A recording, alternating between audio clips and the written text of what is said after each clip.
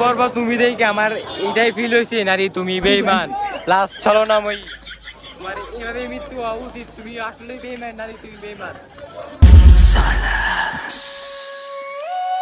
তো আসসালামু আলাইকুম গাইস, সবাই কেমন আছেন? আশা করি সবাই ভালো আছেন। তো আমি আজকে যাচ্ছি নিতুকে দেখতে, সাকিব খানকে বরবাদ করে নিতুকে আমার করতে। তো লেটস গো। তো গাইস আমরা এখন গুটি গুটি পেয়ে হেঁটে চলেছি গন্তব্যের দিকে।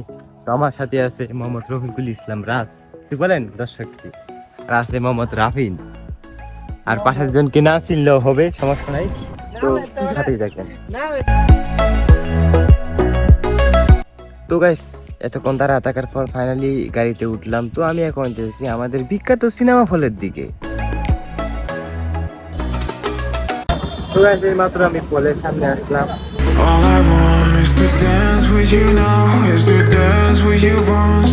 তো গাইস এটা হচ্ছে আমাদের সেই বিখ্যাত মৌসুমী সিনেমা হল, যেটার নাম আমার না বললেই হয় না।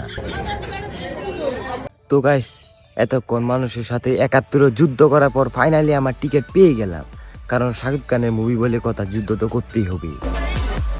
তো ফাইনালি গাইস এতক্ষণ যুদ্ধ করার পর আমি সিনেমা হলের ভিতরে প্রবেশ করলাম। আর এটা হচ্ছে বাংলাদেশের সবচেয়ে ভিআইপি সিনেমা হল, ভিআইপি বলে মানে ভিআইপি না, ভিআইপি সিনেমা হল এটা। তো মুভি শুরু হলো, নায়কের এন্ট্রি হলো, তারপর নায়কের কিছু অ্যাকশন সিন দেখাইলো। এখানেই আমাদের অর্ধেক মুভিটা খেয়ে দিল। তো মুভির অর্ধেক শেষ, আর 10 মিনিটের ব্যাক দিছে। তো কালকে আর শ্যুটটা ল হয় না এত মানুষের ভিড়ে, তো এখন শ্যুটটা লুটাচ্ছি। তো বিষয়টা হলো ভাই, মানে অর্ধেক মুভি দিকে যা ফিল নিলাম, কিসের দাগি কিসের জঙ্গলি ভাই, কোনটার খাওয়া নাই। মানে অর্ধেক মুভির মাঝে যে পরিমাণ ভাইলেন আর ব্রুটাল, মানে কি বলবো, মানুষের জঙ্গলির সাথে দাগির সাথে শাকিব খানের মুভির তুলনা দেয়। মানে শাকিব খান এই মুভির 1% দাগি না ভাই, এটা রিয়াল, মানে আমার মানে পার্সোনালি বললাম। আর মানে শাকিব খান তো শাকিব খানই কিং অফ কিং, ঠিক আছে না?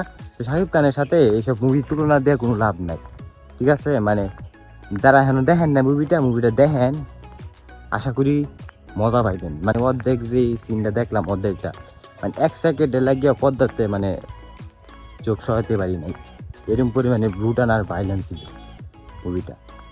তো আমাদের মুভির অর্ধেক সিন শেষ হইলো, আমি বাইর হইলাম, দেখি রাস্তায় মামা বাদাম বেচতেছে। মামার কাছে গেলাম, 50 টাকার বাদাম নিলাম, আর মামাকে জিজ্ঞেস করলো মামা বরবাদ মুভিটা কেমন। মামা বললো পুরাপুরি অসাম অসাম। তারপর হাঁটতে হাঁটতে আবারও ফলের ভিতরে আমি ঢুকে আসলাম। তো অর্ধেক সিন পরে দেখলাম নায়কের প্রেম হলো, একটু রোমান্টিক হলো, এবার নায়কে মরে যাওয়ার পালা। তো লাস্টের সিনে নায়ক সবাইকে মেরে দিল, নিজেও মরে গেল, শুধু বাঁচে রইল একজন।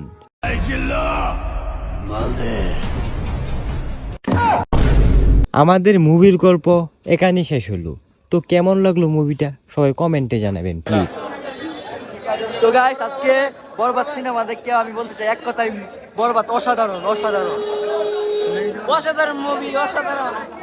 তো আমার একটাই কথা, কেউ নারীদের মায়ায় পড়িস না, জীবন ছাড়কার হয়ে যাবো গা। বরবাদ অসাধারণ। তো বরবাদ তুমি দেখে আমার এইটাই ফিল হয়েছে, নারী তুমি বেঈমান প্লাস ছলনাময়ী, তোমার এইভাবে মৃত্যু হওয়া উচিত। তুমি আসলে বেঈমান, নারী তুমি বেঈমান।